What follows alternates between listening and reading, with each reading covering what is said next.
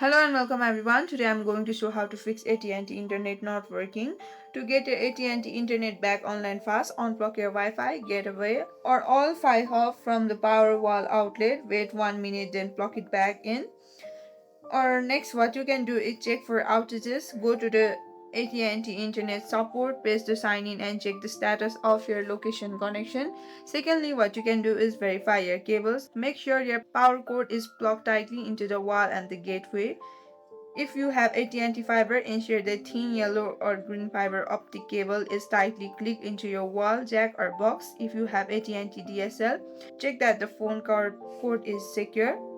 Thirdly, what you can do is restart your device and next use the Smart Home Manager app. Open the Smart Home Manager app to restart your Wi-Fi gateway from your phone or tablet. And lastly, factory reset the gateway. Find the small reset button on the back of your gate. Press and hold the button for 10 seconds. If you still have any questions, you can comment down below.